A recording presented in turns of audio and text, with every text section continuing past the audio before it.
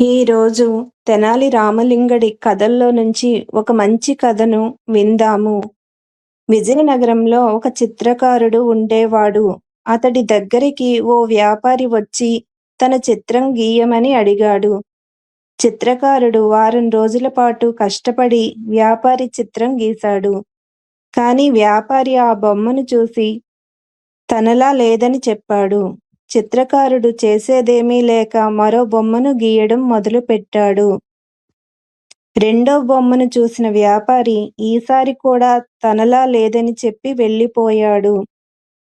దాంతో చిత్రకారుడు విచారంగా కూర్చున్నాడు. అటుగా వచ్చిన తెనాలి రామలింగడు చిత్రకారుణ్ణి పలకరించి అతడి బాధకు కారణం అడిగాడు. అంతా విన్నాక వ్యాపారికి బుద్ధి వచ్చేలా చిత్రకారుడికి ఒక ఉపాయం చెప్పాడు.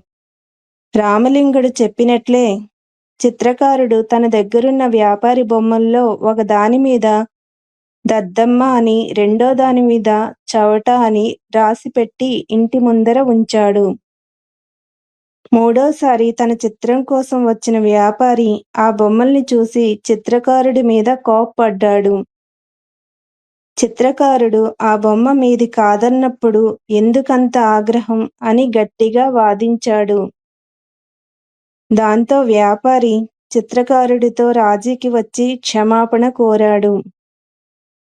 ఆ రెండు బొమ్మల్ని కొని ఇంటికి తీసుకువెళ్ళాడు. చిత్రకారుడు ఎంతో సంతోషించి తెనాలి రామలింగడికి ధన్యవాదాలు తెలిపాడు. ఈ కథ మీకు నచ్చినట్లయితే లైక్ చేయండి, షేర్ చేయండి, సబ్స్క్రైబ్ చేయండి. ధన్యవాదాలు.